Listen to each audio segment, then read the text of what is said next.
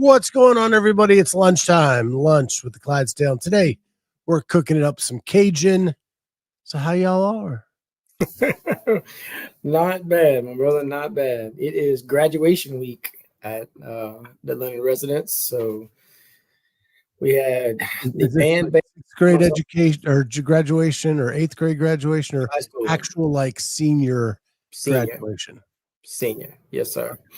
So last night was actually, let's back that up a little bit even further. So Sunday was Brody's girlfriend's graduation party this past Sunday.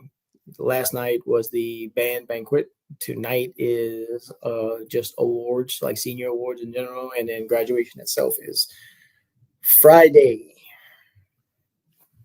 And then Sunday's Mother's Day. This is your second graduation of a child? Yep. Yeah, I had to go through it once, man. So well, it's interesting. It's interesting. He's good. He's a good kid. He's a great kid. Got a couple of awards last night. Missed out on one I feel like he deserves, just for all the work he's done over the past 4 years of being in the band. But he is getting ready to get started being a college student. So. And where's he heading? LSU. Come on, dude. Go Tigers. It wasn't even a question for him. Like, he enjoyed messing with my wife, because he got, once you start getting close, especially if you're in an organization like the band, like you start getting letters from all over the place. And like he would get stuff from like Northern Illinois State or whatever. And he telling Jennifer, he's like, "This is where I'm going right here." And she's like, "No, you're not." Answer Meredith's question. No, he's not going to USL. Excuse me, ULL. It was USL whenever I was there, or whenever I was in college. No, he's trying. So the Golden Band from Tigerland is not exactly like you don't just walk on. There is an application process, tryouts, I guess you could say, and it goes, over the course of a couple of different months or whatever. But he is 100% going to give it his best shot. Try it out. So, and he said even if he doesn't make it, he's going to try to get into there's percussion groups and stuff like that, like at LSU, and just be able to keep working on his craft and try again next year. So, yeah, my daughter, she played in band all through high school, went to Ohio University, which is not the Buckeyes. It's the actual first Ohio University in the state. And they have what's called the Marching 110 that do a lot of things yesterday. And she was going to try out and then realized the commitment during college and decided that her dream was to be a photographer, not to be a saxophone player. And so she decided not to make that commitment. Brody enjoys it. And I mean, all his friends are in the band, for the past 4 years, our lives have revolved around him marching, playing at football games, marching season. And then when they started doing concert band, and then, last year they played at Carnegie Hall, for Christ's sake, with a symphonic band, which was amazing. The Golden Band of Tigerland is a big deal at Tiger Stadium. So it would be, awesome for him to do. He's not going to be growing up to be a drummer by any stretch of the imagination. He's getting the College of Business, as a matter of fact. Yeah. As far removed from a musician as possible. But gotta have dreams. Gotta have stuff to work towards. So speaking about my daughter, I talked to her last night. She started her new job a week ago. Yeah. And last night she was shooting bees with her camera in both video and photography fashion. Actual bee she works for sells beekeeper equipment as one of their items. And so she went out and they were introducing bees to a new comb. Yeah. And she videoed the process and took pictures of the process to reintroduce bees to a new comb. And that's going to be out on their website soon. Okay. And I was like, that's really cool. That is cool. Yeah. So super proud of her. Jody asked, lunchtime, how was your fast yesterday, Scott, or did I miss the show? No show yesterday. My wife had surgery yesterday, and there's people asking about it in the chat, Meredith and Jay Birch and everyone. So want to say that it went great. We were at the hospital at 5 a.m. So the 4 a.m. wake up call drove her to, it's actually a surgery center, not a hospital, which was way nicer than the hospital we did last time. And we were home by 11:30. Damn. So I could have done the show, but I was exhausted. I would imagine Flat out exhausted. The surgery went so well. All the PT she did on the first leg has paid off on the second leg, because her new leg from January is strong now, and so she's able to push off. The only thing she can't get up on her own from is the bed. Everything else she can get up on her own. So I just have to help her out of the bed at night and in the morning, and when she lays down to elevate everything. But yeah, she's doing great. She's already moving around faster than before. Today the nerve block was supposed to be done, but she's still doing pretty good. We tried to stay ahead on the pain meds yesterday, so that when the nerve block let loose today, she would still be quite so bad. Yeah, but she's doing awesome. I'm betting she's back upstairs in a week. That's amazing. Yeah, just because of how strong the new leg is from all the PT she's done. And, when they PT, they, just like in CrossFit, you stay balanced, right? So you do PT on the new leg, but they were doing the old trashed leg too. So when they did the surgery, that leg is stronger, taking the new knee now. Amazing. But just like Rihanna, she's titanium now. So, and she likes to remind me that she is full of titanium. But so she's got 2 titanium knees. Let me ask you something. All bullshit aside, going through the airport metal detector, she has to have a card. Really? She has to carry a card. I always wondered. I don't know enough people that have shit like that. Really? Yeah, I don't think it matters in the new version where you have to do the. Yeah. But if you go through like a metal detector, you have to. So in New Orleans, once you actually get to the gate, or not the gate, the security place or whatever, they'll pull some people aside and just hit them with the wand, and you can just go on through. Like if there's, and they're generally speaking, because there's only one security, or just generally speaking, a whole lot of people there. That's why I was wondering. I was like, if she got hit with the wand, if that titanium is going to go off, I guess it will. It's metal. It makes sense. Yeah, there's a medical card she'll carry that it says she has metal parts. Yeah, that's awesome.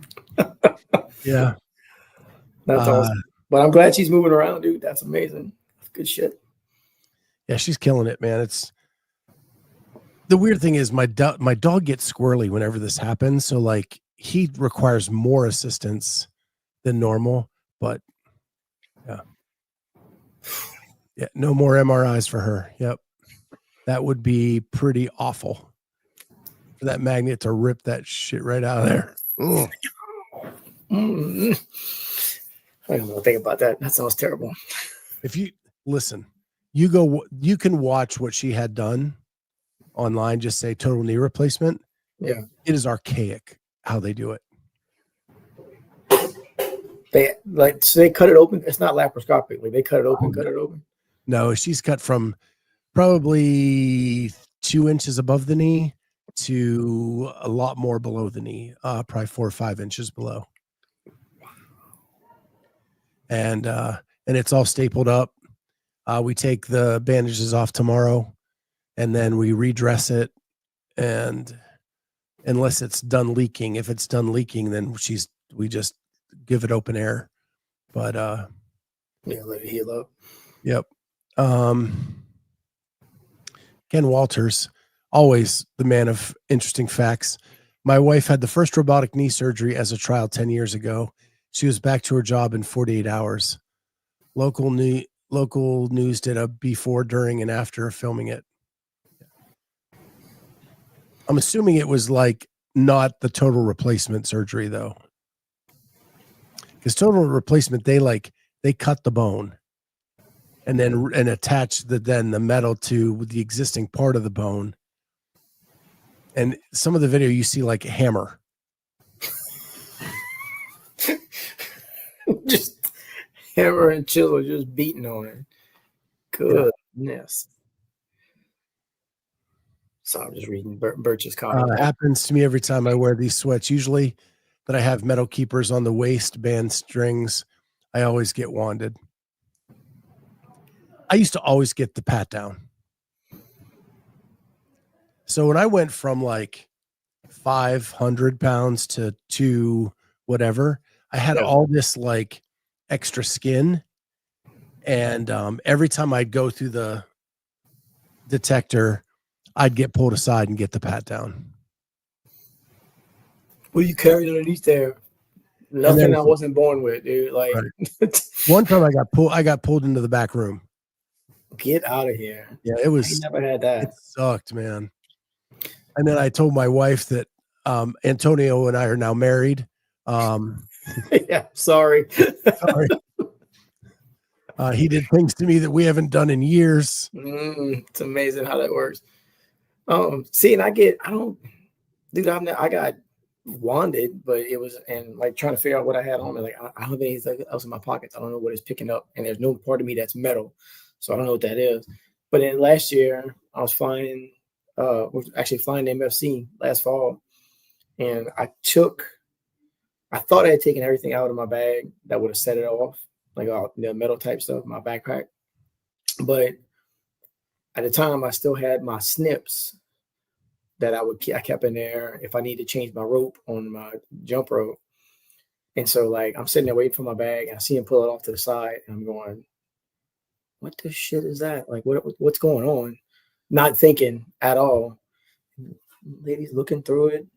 She's going through every single pocket trying to figure out where it's at, because it's a big bear complex bag. It's got 800 pockets on it. And she pulls out the rope, my jump rope that I thought I had taken out because I wasn't going to need it. And I was like, that's my jump rope. Sorry. And then she pulled out the snips, and she goes, well, what is this? And I said, that's actually a tool to actually work on the jump rope yeah, exactly. Bomb making equipment. And then if you look at it, because it's all coiled up every time I pick it up, right? If you look at that through a freaking x-ray, like, yeah, it looks like I'm fixing to do some dumb shit. Yeah, dude, back in the day, she put them back in my bag and sent me on my way. The rope and the cutters. I said, yeah, that's the tool. If the rope breaks, I need it to cut the cable and put a new one on. And she just kind of giggled, and she's like, all right. Put it back in the bag, zipped it back up for me, handed me my bag, and I went on down to the terminal. Back in the day, man, I always had blender bottles in my bag. Oh yeah, for protein shakes, for whatever I was doing at the time, right? And those spring balls set that thing. They didn't know what to do when that first happened. Imagine not. Man, I got my bag pulled all the time for those spring balls in the blender bottles. This? I'm like, it's as non-dangerous as you could possibly imagine. Right? Yeah. All right, man. So I want to get your opinion on this. Yesterday, I was at the surgery center pulling up my Instagram, and I see this, and I know other people are talking about it now. Corey told me before we went live, but I have not been on anything CrossFit in 24 hours. So I don't know what people have said, but I think this is it here. Yeah. Yep. Matt Torres sent an open letter to CrossFit athletes who competed in the online semifinal event. Starts off great. And listen, Matt's one of the best coaches in the business. Like, his athletes are so successful. So successful. But this past weekend, you put it all on the line, your hopes, your dreams, months of relentless work, all condensed into 5 challenging workouts. When it was over, the questions started creeping in. Was it enough? Should I have trained differently? Did I execute the right strategy? Am I good enough? Then, just when you thought the hard part was over, now comes public scrutiny, the noise from those who don't understand, the fans that became critics but also cheer when you win and swiftly turn on you on it for a cheap laugh or a moment of attention. CrossFit tried to create a system of public judging that is supposed to be helpful, but instead it's become a playground for people behind keyboards and mics.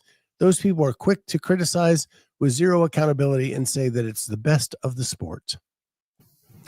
But here's the truth. You guys get so effortlessly judged and you keep showing up. You're taking the mental and emotional beating and you still walk back into work to get better. You don't get to hide behind a screen or a microphone.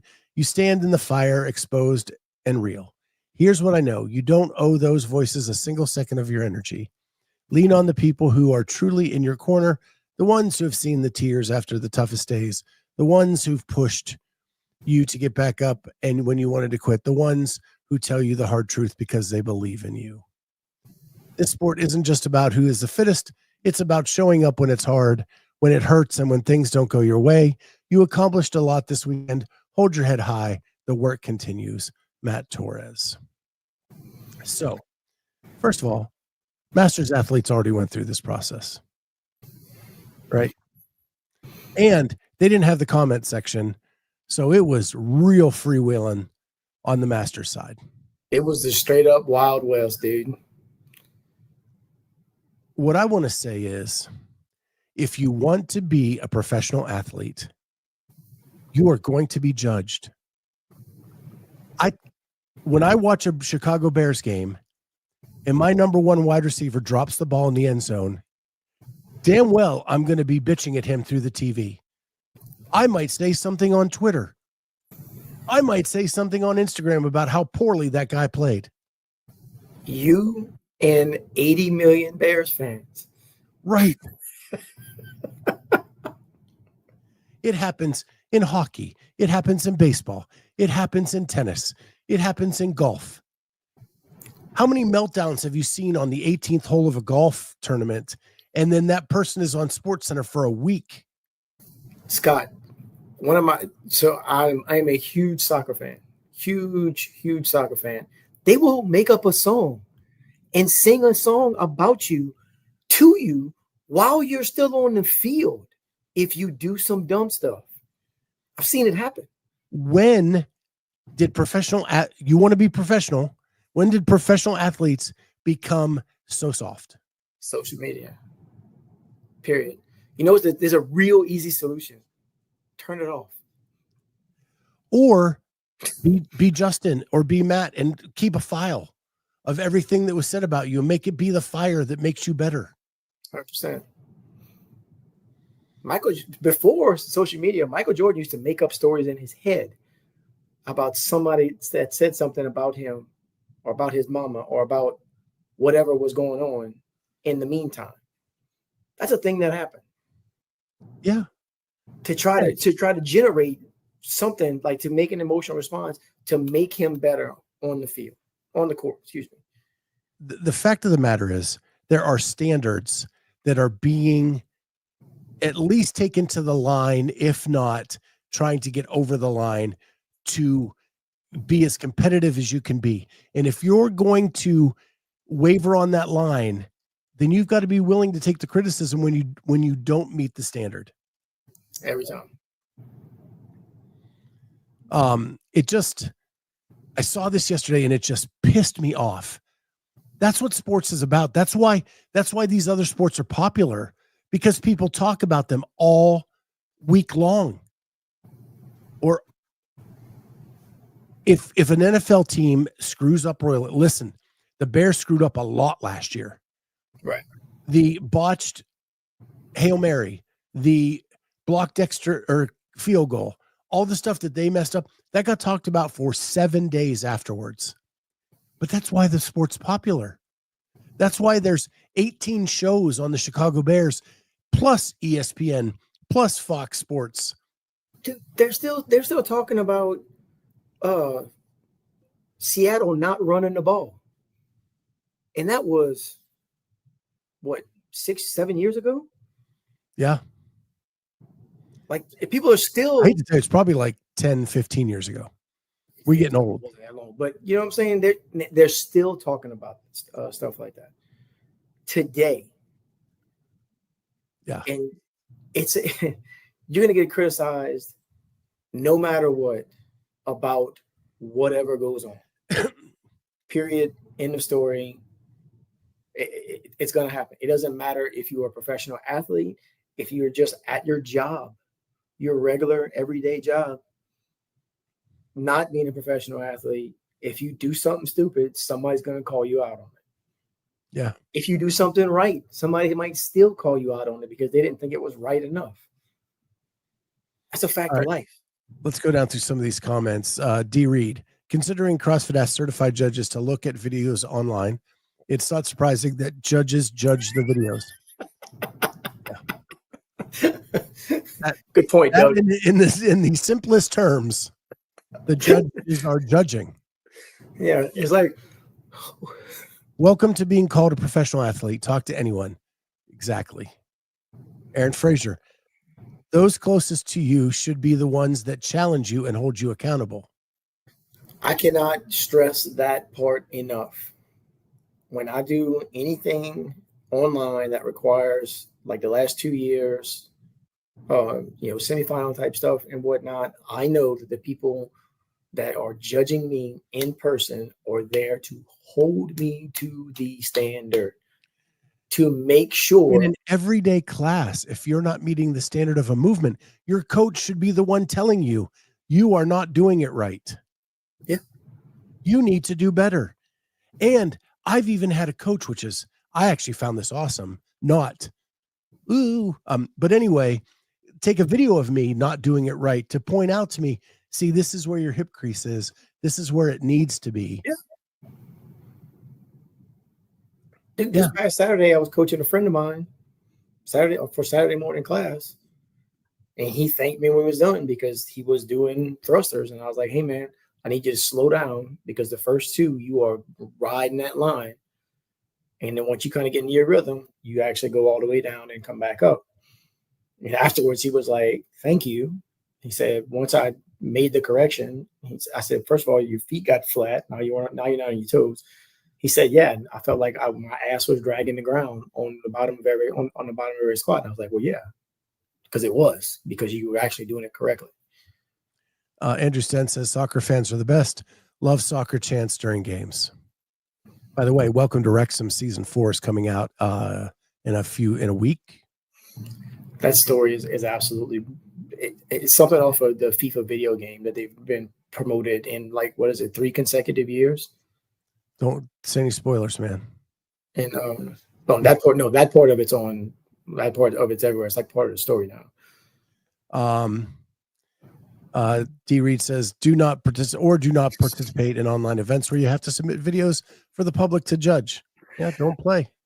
Scott, I told you, one of my goals for this past CrossFit season was to not end up on a Hitler video. Period. I did not want to go log into my YouTube, look at my videos, and see bats in the comment section.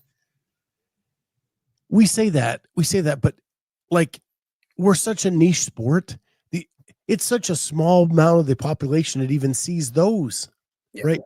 Talk about an NFL player or a Major League Baseball player or a soccer player making the not top 10 on ESPN.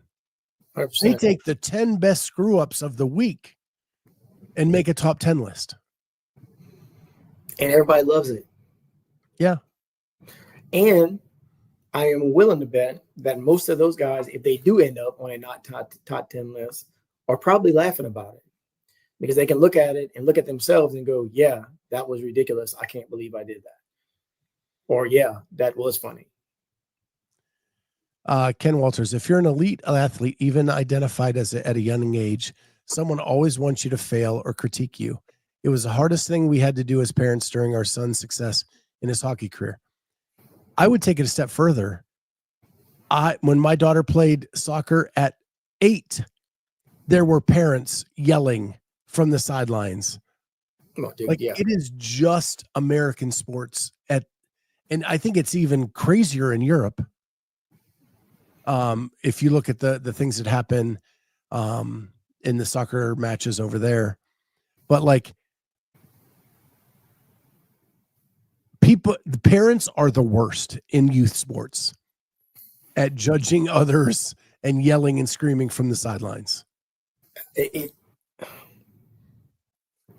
So my daughter played travel ball for 3 years or 2 years rather, and played at her high school all 4 years.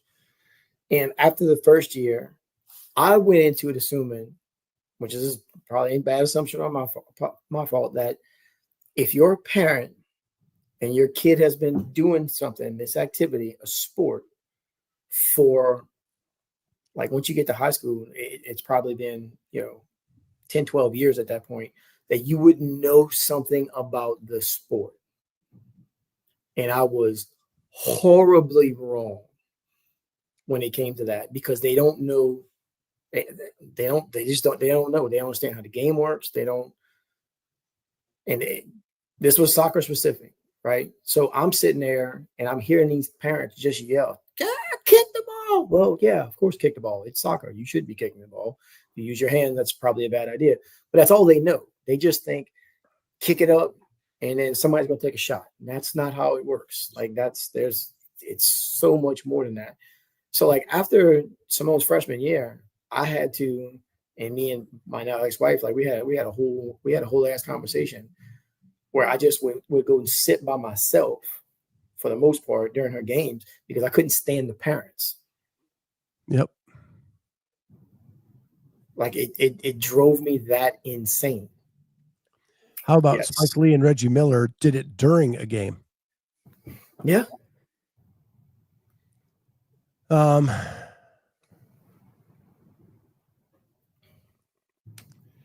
I think people in CrossFit think it should be different because the athletes are much closer to regular people in the gym. People can relate to them more than professional athletes in other sports. I think we're getting away from that. These athletes don't train in a community gym anymore. They're training in their garages. They're training in their own facilities. It's getting just like I can go out and throw the football with Corey and I'm not Joe Montana. Right. Like it just isn't the same. Well, and even if they're at an affiliate, they're not in a class. They're not interacting with the average everyday CrossFitter, right? They're on the other side of the gym. They come in during off hours and do all their stuff, whatever it is, because they don't want to be distracted by the people in the class. Like you can't get fitter in a class.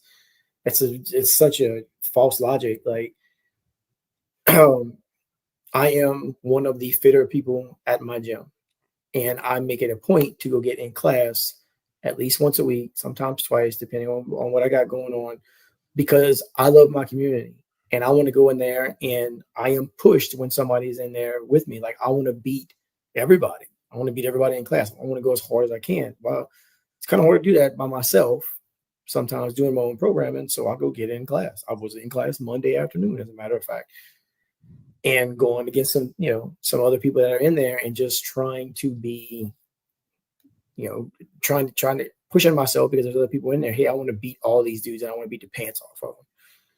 And to think that you can't go take a class because you're elite, because it's somehow going to interrupt your training, is absolute bananas to me. Like I don't understand that. So I understand you need to do extra. That of course you do. And you probably need a coach and you need your own program and whatnot, but to not be a part of your community or any community and then wonder why you're so soft. Like I think the two things go hand in hand. Not to change the subject too much, and we'll come back to this whole topic, but did you see The Unbreakable with Trista Smith and Nick Matthew? No, I did not. I haven't watched any of those. So I'm terrible at grading these things because I'm very picky about what I want in my CrossFit content. Right. But in that video, and I'll talk about that video later this week and my thoughts on it, but in that video, Nick Matthew talks about he doesn't like to work out alone anymore. He wants to work out with the class. So he takes his programming, and because he's the general manager of his gym, and he does the programming, he puts his pieces into the class workout. So he can work out with the classes and then do his accessory work on the side But that way he gets to work out with a class every day. And how awesome is that? Like, yeah, if I dropped into Nick Matthews' gym and I am now, happen to be in the class that he's not coaching, that he's actually in, hell yes, I'm going against Nick Matthews. Let's go. Yeah. Let's see what happens. I mean, when Christy used to jump in with us, like the class got really pumped up, man. Now she was done with her workout like 20 minutes before we were, but for those 10 minutes, it was really cool. Yeah, 100%. You get to see somebody who is miles above your ability level, just smashing doing the same thing you are, which is what drove us to being competitors in the first place, right? Seeing guys do stuff that you didn't think was necessarily possible or just outside of the realm of the norm, for damn sure. Andrew Sten says, I'm hoping to go to a Wrexham game when I'm over there for Rogue this year. And Jody Lynn says, good goal. It's this, Jody. Good goal. You need some more O's and A's. A bunch of L's. Yeah, parents try to live vicariously through their children. Yeah. And most parents are delusional on how actually bad their kids are in sports. What I'll say is, and it's this is kind of in the subtext of all that's going on in the chat, is I've brought up that like this Full Swing on Netflix and how it is promoting the PGA Tour. And it's because the golfers are letting Netflix show their warts. When I see a letter like this, that's never going to happen in the CrossFit space. No. Because they don't want anybody to see anything bad that's going on in their life. And that's one of my criticisms with this Unbreakable thing. And I guess is you have Nick Matthew, who's a single dad working full-time as a GM for a gym. And he's a full-time athlete. I want to know, how do you balance being a single dad with those other responsibilities? And show me, like, running your daughter to school, how you have to pick her up after school, how you have to do. None of that got shown. That's, to me, what makes it relatable and more human. And all they did was they kind of focused on the qualifier workouts for WFP. I've seen that before. Yeah. And I'm not saying it wasn't done well. I mean, it was well produced. It told a story. I don't think it's the lead story that I wanted to know about, but I would go back to the Fittest in History documentary about Rich winning 4 in a row, when they showed them going through the adoption phase, like trying to get his daughter for the first time and then picking them up and like all of that stuff, right? Not just, hey, he's winning, here's him training, montage, blah, blah, whatever. Like, that's a well-produced show. Well, in addition, like, he's a kid at heart. They showed him like on the Forerunners and blowing stuff up in his backyard and doing all the stuff like a 12-year-old would do. Yeah. To make him more relatable as a human. I don't need to see all the barn footage over and over again. No.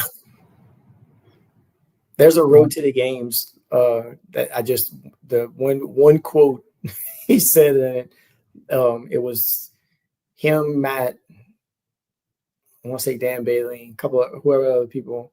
And at one point he go, all right, let's go do some bench press so everybody can see how bad we are at it.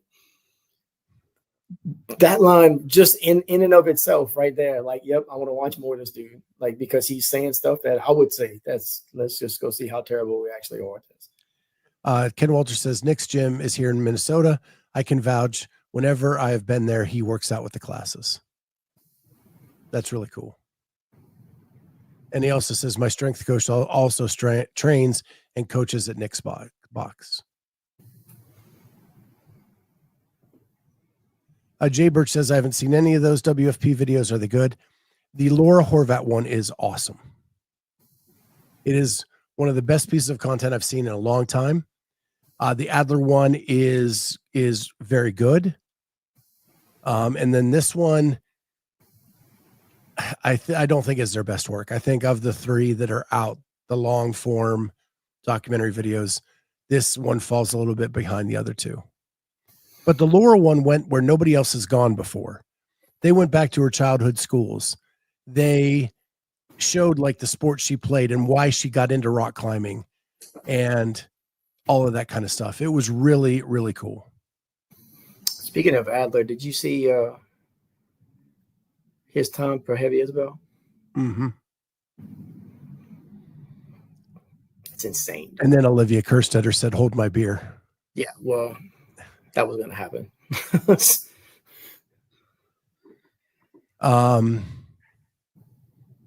Yeah, Kenneth says, I watched the Adler one before it got taken down for copyright. They changed it up, I guess. And so it had more like of him hanging out with Carolyn in the gym, training and talking more because they weren't allowed to use the CrossFit footage. So I think I didn't get to see the original, but I heard it was a little bit more storytelling. The Laura one, though, is like what I want my documentary to be. It is a throwback to the Road to the Games era. Oh, speaking of, did you see that? They're doing Road to the Games this year. I did not see that. CrossFit Media is doing Road to the Games this year. Okay, we'll see. I reserve judgment, just like with I want to see the storytelling, though. I don't want like workout porn. I want storytelling. Yeah, I'm with you. I am cautiously optimistic just because of the content that they've been putting out here lately and how good it's actually been. So I'm with you 100%. I get it. Like I'm the same way. I don't just want to see, Brooke Wells doing muscle ups or whatever. Like I don't really care about that. We know she can do that. That's fine. I want to see like the old ones where they're at their house in the morning, they making breakfast and they talking about how bad they're hurting, whatever the case may be. I want to see an actual story, but I'm just excited that they're even doing it at this point because they're trying to. There's a void right between now and then. You're going to have WFP stuff. You're going to have a couple comps and whatnot in between here and there, but for the most part, there's not going to be a whole lot of stuff to put out CrossFit wise, like straight CrossFit wise. So good for them for, let's do it again and see what we can do. The Laura one goes to her hometown. Christoph is a big part of it. Yeah. And I think that made her more comfortable and more open to talk about things. And Kristen added details to the stories because he was the older brother during the times most of the stuff was going on. It had the storytelling that I want to see so much. That's all. And I don't care who puts it out. I don't either. The best example in the chat that I've seen is Colton lets everybody in on everything, right? And because of that, he's the most popular athlete in the sport right now. Or none. And it's not because he wins, it's because like and I haven't seen it yet, from what I hear, he actually made the Tia channel exciting to watch. I have not seen it either, but you're the second person I've heard to say that he made that fun to watch. Again, I have not watched it. I have not given this is not the Scott rating of that video. I've just heard that it made it interesting because basically Tia says, I know you're the king of shit talking and we're going to go at it. And then someone said that Tia and Tim Paulson had the same hairdo. And I have seen that clip.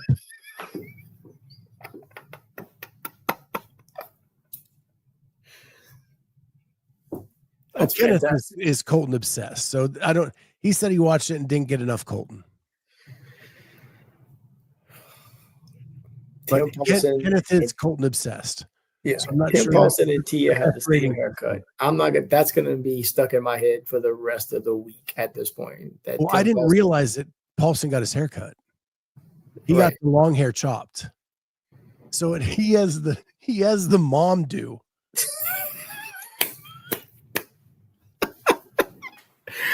That's fantastic. That is absolutely fantastic. Now, that is enough reason for me to go watch right there. 100%, just to go see that.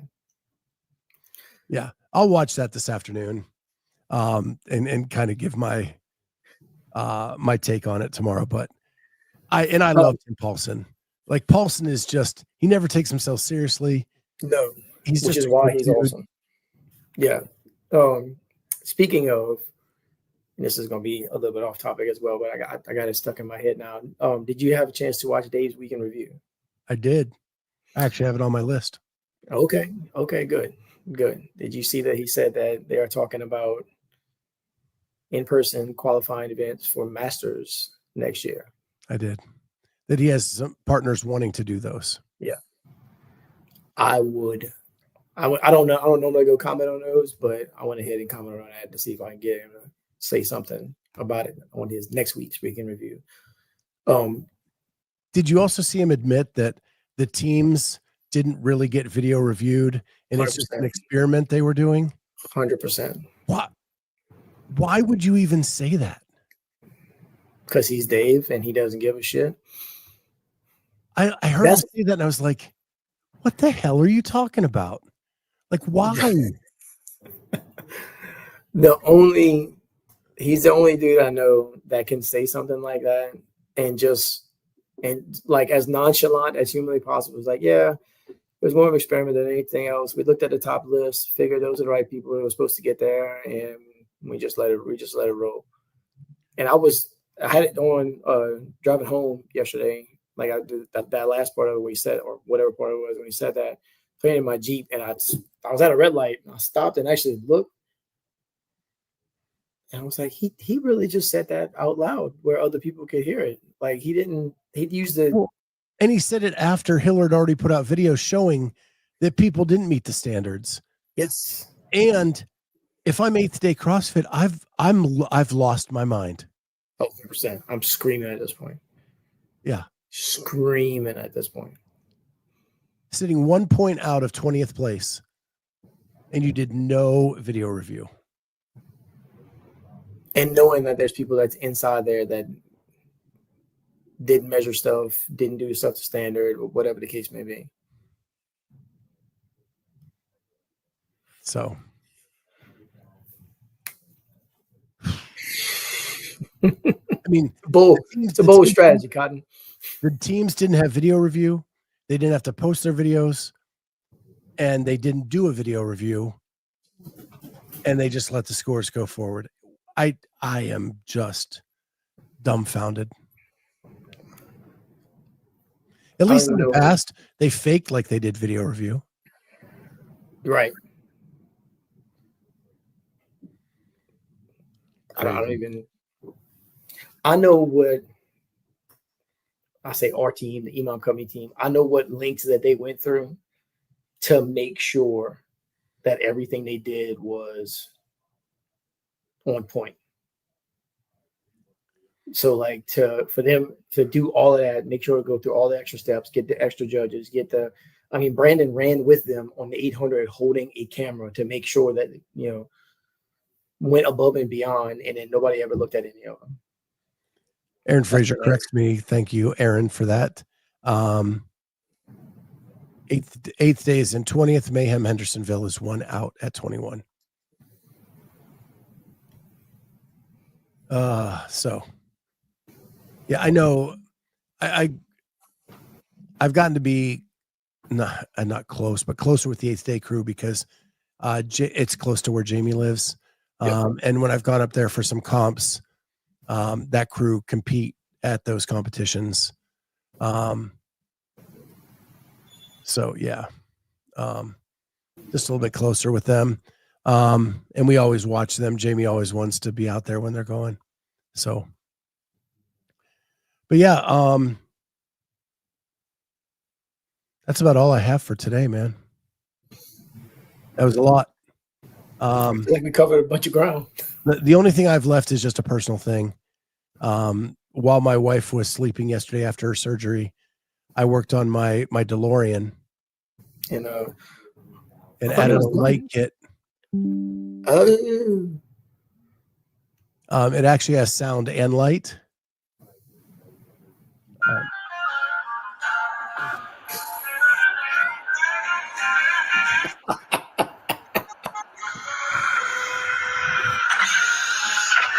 Fantastic.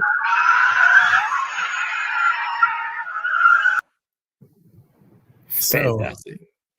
I didn't realize it had the hook on it. Yep. You can make it either that one or the one with the Mr. Fusion on the back. Yeah. Or the original with the plutonium. But just the regular plutonium, yeah. Yeah. But it actually, like, the sound effects make it, when it hits 88, this turns blue. There it goes. Yep. And then everything starts blinking and it goes back in time. But yeah, it was so much harder to do the light kit than it was to build the car. And the LED lights that I'm putting in there are like a millimeter wide. So you putting out like tweezers? Yeah, I use tweezers for the whole thing. Yeah, now like the blue underneath there, that's a replacement brick. It is a clear brick that the LEDs are already in it, and you just replace what's there. But like the headlights, I had to insert the LED into the glass bricks that are there. Dude. But you have to take it apart to then put the stuff in and put it back together. Let me tell you something. You got way more patience than I've ever had in 48 years, because there's no way. I've started several models like when I was a kid, because I'm a huge car guy. And I probably finished 3 of them. I built one airplane, a B-1B.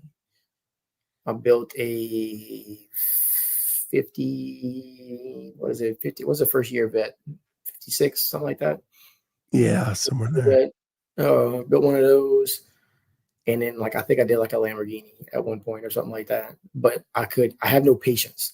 So and it was glue together stuff. So yep.